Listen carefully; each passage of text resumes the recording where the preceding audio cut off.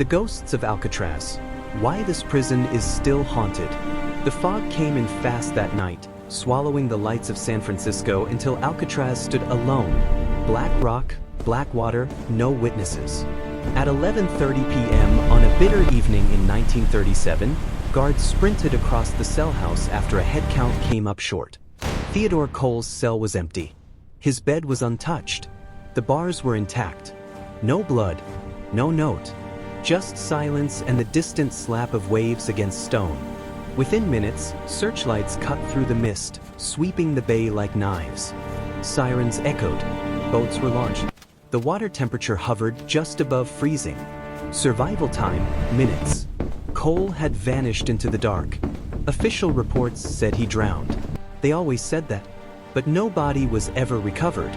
No clothing. No proof. Just a name added to a list of men who tried to leave Alcatraz and were never seen again.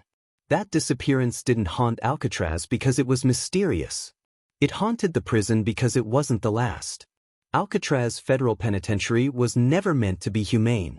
Opened in 1934, it was designed as a last stop for inmates who refused to break anywhere else. Al Capone, George "Machine Gun" Kelly, Robert Stroud. Men the system labeled uncontrollable were sent to an island surrounded by cold water and colder rules. The isolation was the punishment. Cells were small. Silence was enforced. Contact with the outside world was restricted. And at the heart of the prison was D Block, the punishment wing. Cells without light, without sound, without time. Men placed there didn't scream. They learned quickly that no one would hear them. Former inmates later described D Block as worse than any beating. Darkness played tricks on the mind. Minutes stretched into hours. Shadows moved when you stared too long. Your own breathing felt like an intruder. The prison logs called it discipline. The men who lived through it called it something else. By the late 1950s, Alcatraz had become outdated, expensive, and politically inconvenient. But before it closed, it would produce one final incident that cemented its place in American history. June 1962. Frank Morris and brothers John and Clarence Anglin vanished from their cells during the night. Their escape was almost elegant. Dummy heads crafted from soap and toilet paper. A ventilation crawlspace widened inch by inch with stolen tools. A raft stitched from raincoats. When guards discovered the empty cells, the island exploded into motion. The bay was searched for weeks. Debris was found. Bodies were not. The FBI insisted the men drowned. Families believed otherwise. What made the case unsettling wasn't just the escape, it was what investigators noticed afterward. Prison staff began reporting strange disturbances. Doors found unlocked. Equipment misplaced. Sounds where no one should have been. Not ghosts. Not apparitions. Human errors. Mistakes made by people who had worked Alcatraz for years without slipping. Psychologists later suggested the same explanation over and over. Prolonged exposure to isolation damages perception. Not just for inmates, but for guards too. Alcatraz didn't stop affecting people when their shift ended. It followed them home. Into sleep. Into judgment. By 1963, the prison was shut down. Officials blamed erosion, costs, and infrastructure decay. But internal memos hinted at something harder to quantify: morale collapse. Staff turnover. Mental fatigue. Alcatraz wasn't breaking prisoners anymore. It was breaking everyone. Years later, when the island reopened as a tourist site, maintenance workers began documenting odd patterns. Not paranormal events, patterns. Cold drafts in sealed corridors. Sudden drops in temperature near cell 14D. Audio equipment picking up low-frequency hums with no mechanical source. Researchers traced many of these effects to structural acoustics and ocean currents. The island amplified sound. The stone retained cold. The environment itself mimicked menace. But one discovery couldn't be explained away so easily. During a routine renovation of D Block, workers found a sealed maintenance hatch behind a false wall. It wasn't marked on any blueprint. Inside were old documents, incident reports, guard notes, disciplinary logs that never made it into official archives. Several referenced Theodore Cole. Not as a drowned man, but as an escape risk who had been monitored for behavioral instability weeks before he vanished. One report ended abruptly mid-sentence. Another was signed, but never filed. As historians and investigators reviewed the documents, a troubling possibility emerged. What if Cole hadn't drowned? What if his disappearance had been quietly misclassified to protect the prison's reputation? What if Alcatraz's most famous ghosts weren't myths, but unresolved cases buried under paperwork and fog? The final page in the stack was different from the rest. It was dated 2 days after Cole vanished. And written in the margin, in a rushed hand, were 6 words that raised more questions than answers. If he reached shore, we can't admit it. The margin note detonated decades of official certainty. If he reached shore, we can't admit it. Those 7 words forced investigators to reconsider everything Alcatraz claimed to represent. The prison had sold itself as escape-proof, a final answer to men society feared. An admission that someone might have beaten the island wasn't just embarrassing, it was dangerous. It challenged the very logic of Alcatraz. The newly uncovered documents were quietly reviewed by federal historians and former Bureau of Prisons officials. None wanted a press leak. The escape narrative was already fragile enough. But as they traced Theodore Cole's file backward, inconsistencies multiplied. Cole wasn't just another desperate inmate. He had been flagged weeks before his disappearance for erratic behavior. That phrase appeared repeatedly in Alcatraz records, usually as justification for isolation. But Cole hadn't been sent to D-Block. Instead, he was monitored, interviewed by staff whose names appeared nowhere else in disciplinary logs. One of those names belonged to a lieutenant who transferred off the island less than a month later. Another detail stood out. On the night Cole vanished, weather conditions were logged twice, once in the official report, once in a handwritten memo. The official version described strong currents, low visibility, and lethal temperatures. The handwritten memo noted unusually calm breaks near the northeast shoreline. Those calm breaks mattered. Marine experts later confirmed that under specific tidal conditions, narrow corridors of slower-moving water could form near Alcatraz, brief windows where survival was possible. Rare. Dangerous. But not impossible.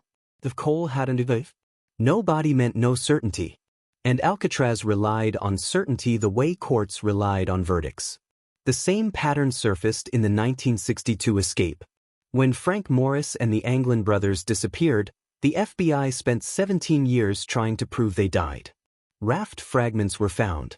A piece of raincoat material surfaced. But none of it was conclusive. What the Bureau didn't emphasize publicly was what internal memos admitted privately: there was no physical proof of death. What made investigators uneasy wasn't just the lack of bodies. It was how quickly the prison administration closed ranks. Guards were instructed to stick to a single narrative. Media access was restricted. Any mention of possible survival was dismissed as fantasy. Admitting failure wasn't an option. As Chapter 2 of the investigation unfolded, attention shifted away from escapes and toward D-Block, the place where Alcatraz did its quietest damage. Former inmates interviewed decades later described the same symptoms, despite never having met each other. Disorientation, time loss, hearing sounds that weren't there, then doubting their own senses. One man described counting his breaths to stay anchored, convinced that if he stopped, he'd disappear. Medical files from D-Block were thin, suspiciously thin. Long stays documented as short. Behavioral breakdowns described as temporary noncompliance. Hallucinations reframed as attitude issues. The language wasn't accidental. It was protective. When researchers compared Alcatraz's punishment logs to other federal prisons of the era, a discrepancy emerged. Alcatraz used isolation more frequently, but reported fewer psychological incidents. Statistically, it made no sense. Unless incidents were being filtered out. As scrutiny intensified, surviving guards were interviewed. Most stuck to the script. But a few, now elderly, spoke carefully, never directly accusing, never confirming. One former guard admitted that certain inmates were labeled liabilities. Not violent threats. Narrative threats. Men who asked too many questions. Men who noticed patterns. Men who realized Alcatraz's power depended on belief as much as bars. Those men didn't always leave D-Block the same way they entered. The prison closed in 1963, officially due to cost and decay. But internal correspondence revealed another factor: staff attrition tied to mental strain. Guards requested transfers at unprecedented rates. Some cited sleep disturbances. Others anxiety. One memo mentioned persistent unease during night shifts. Not fear. Unease. When the island reopened to the public, that unease didn't vanish. Park Service employees logged incidents most institutions would dismiss. Doors found open after being locked. Radios cutting out in specific corridors. Cold drafts that didn't match airflow models. Engineers explained most of it. Acoustics. Stone. Weather. But one case resisted explanation. During a late-night maintenance check, an employee accessed a sealed utility corridor beneath D-Block. The corridor wasn't on public maps but appeared in early construction plans. Inside, he found scratched markings along the wall. Tallies. Dates. Names. Among them was T. Cole. The marks weren't dramatic. No messages. No pleas. Just evidence of presence. Investigators now faced a question they couldn't dodge.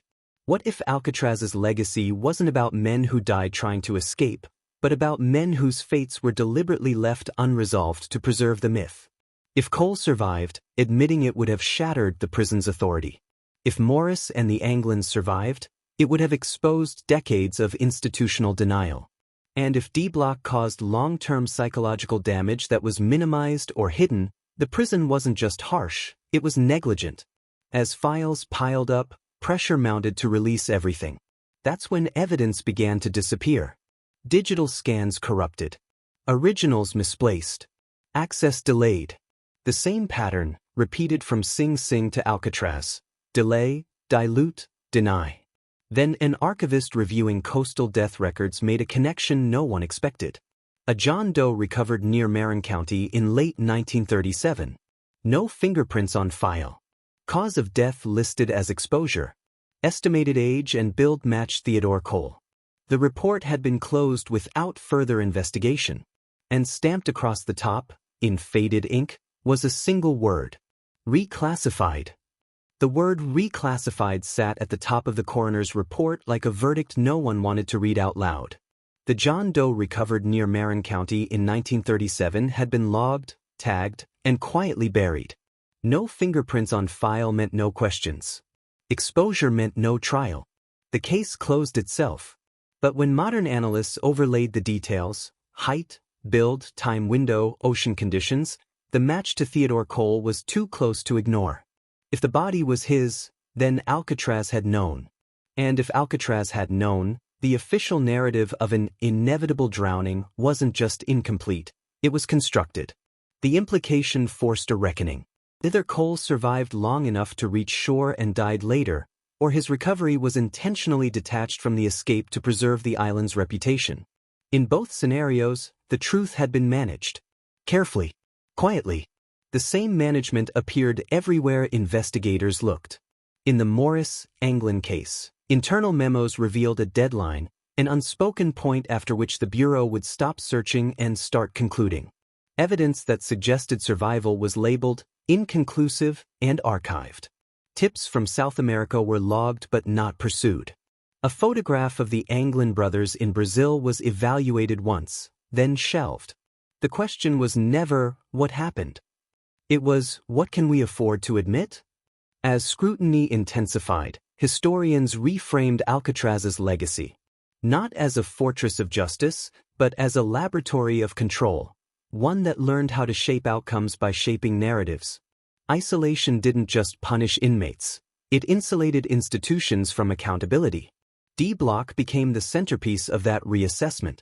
New psychological reviews of former inmates' records showed patterns consistent with long-term sensory deprivation, dissociation, memory gaps, chronic anxiety. These effects appeared years after release. Men who had never claimed mistreatment still described the same symptoms when asked neutral questions. Alcatraz had left marks no autopsy could find. The island's defenders argued context. The era was harsher. Standards were different. Crime demanded firmness. But the documents told a colder story. Decisions weren't just about discipline, they were about perception. Every escape attempt threatened the myth. Every breakdown risked scrutiny. So the system adapted. Language softened. Records thinned. Outcomes were reclassified. When the prison closed in 1963, officials cited costs and decay. The truth was less convenient. The island no longer worked the way it was supposed to. Guards were leaving. Morale was collapsing. The environment, cold, loud, isolating, was grinding down everyone exposed to it. Alcatraz wasn't just hard to run. It was hard to survive. The public tours that followed decades later turned cells into exhibits and corridors into curiosities. Visitors reported chills, unease, a sense of being watched. Engineers explained the drafts. Acousticians explained the echoes. Psychologists explained the rest.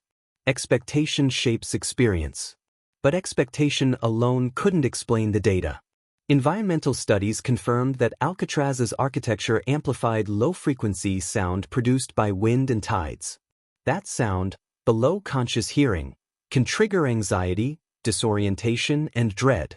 Combine it with cold stone, isolation, and history, and the island does what it has always done best.